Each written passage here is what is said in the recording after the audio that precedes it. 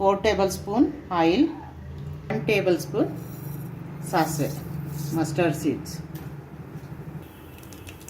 ಸ್ವಲ್ಪ ಸಾಸಿವೆ ಸಿಡಲಿ. ಈಗ ಬೆಳ್ಳುಳ್ಳಿ ಹಾಕ್ತೀನಿ, ಜಜ್ಜಿರೋದು. ತುಂಬ ಟೇಸ್ಟಿಯಾಗಿ ಬರುತ್ತೆ. 1 ಇಯರ್ವರೆಗೂ ಫ್ರಿಡ್ಜಲ್ಲಿ ಇಟ್ಕೋಬೋದು. ಮಾಡ್ತೀನಿ. ಸ್ವಲ್ಪ ಬೆಳ್ಳುಳ್ಳಿ ಫ್ಲೇವರ್ ಬರೋವರೆಗೂ ಇದನ್ನು ಫ್ರೈ ಮಾಡ್ಕೋಬೇಕು. 1 ಸ್ಪೂನು ಇದು ಅರಿಶಿನ ಪೌಡ್ರ್ ಹಾಕ್ತಾಯಿದ್ದೀನಿ. ಈಗ ಆವಾಗಲೇ ಟೇಸ್ಟ್ ಬರೋದು. ಸಾಕು. ಮತ್ತು ಅರಿಶಿನ ಸ್ವಲ್ಪ ಫ್ರೈ ಆದಮೇಲೆ ಈಗ ಸ್ಟವ್ ಆಫ್ ಮಾಡ್ತೀನಿ. ಈಗ ಚಿಲ್ಲಿ ಪೌಡ್ರ್ ಹಾಕೋತೀನಿ ನೋಡಿ. ಸೀದೋಗ್ಬಿಡುತ್ತೆ, ಇಲ್ಲಾಂದರೆ ಕಪ್ಪಗಾಗ್ಬಿಡುತ್ತೆ. ಇದು ಚಿಲ್ಲಿ ಪೌಡ್ರು ನಾವು ಕ್ವಾಂಟಿಟಿ ಎಷ್ಟಿದೆ ನೋಡ್ಕೊಂಡು ಹಾಕೋಬೇಕು. ನಾನು 4 ಸ್ಪೂನ್ ಹಾಕ್ತಾಯಿದ್ದೀನಿ. ಏಕೆಂದರೆ 3 ಮಾವಿನಕಾಯಿ ತೊಗೊಂಡಿದ್ದೀನಿ. ಹೊಂದ್ಕೊಳ್ಳೋ ಥರ 4 ಸ್ಪೂನ್ ಖಾರದ ಪುಡಿಗೆ 2ರಿಂದ 2.5 ಸ್ಪೂನು ಉಪ್ಪು ಹಾಕೋಬೇಕು ನೋಡಿ. ಇದು ತಡೆಯುತ್ತೆ. 3 ಟೇಬಲ್ ಸ್ಪೂನೇ ಹಾಕ್ಕೊಳ್ಳಿ, ಚೆನ್ನಾಗಿರೋದು. ಉಪ್ಪು ಖಾರ ಎಲ್ಲ ಸೇರಿಸ್ಕೊಂಡ್ರೆ.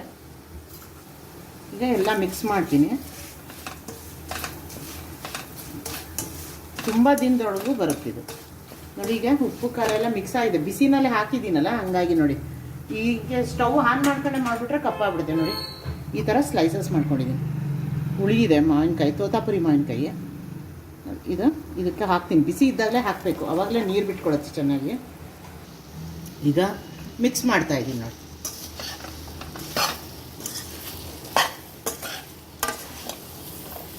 ಇನ್ನೊಂದು 10 ನಿಮಿಷಕ್ಕೆ ಎಲ್ಲ ನೀರು ಬಿಟ್ಕೊಳ್ಳೋಕೆ ಶುರುವಾಗುತ್ತೆ. ಉಪ್ಪು ಖಾರ ಎಲ್ಲ ಹಿಡಿಬೇಕಲ್ಲ ಅದು. ಈ ಥರ ಪ್ರೋಸೆಸಲ್ಲಿ ಮಾಡಿಕೊಂಡ್ರೆ ಫ್ರಿಡ್ಜಲ್ಲಿ ನೀವು 6 ತಿಂಗಳಿಂದ 1 ವರ್ಷದವರೆಗೂ ಇಟ್ಕೋಬೋದು. ಫ್ರಿಡ್ಜಲ್ಲಿ ಇಟ್ಕೋಬೇಕು, ಸಾಕು ಅನಿಸುತ್ತೆ. ಬೇಕಾದ್ರೆ ಟೇಸ್ಟ್ ನೋಡಿಕೊಂಡು ಸ್ವಲ್ಪ ಉಪ್ಪು ಬೇಕಾದರೆ ಖಾರ ಬೇಕಾದರೆ ಆ್ಯಡ್ ಮಾಡ್ಕೋಬೋದು.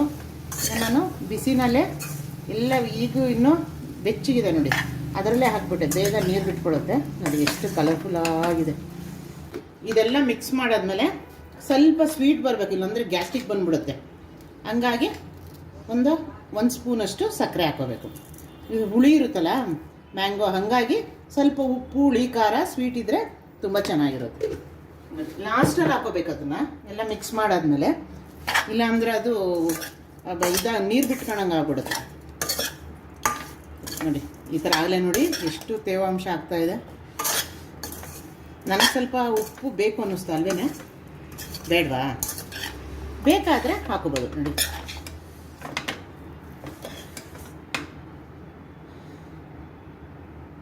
ಎಷ್ಟು ಚೆನ್ನಾಗಿದೆ.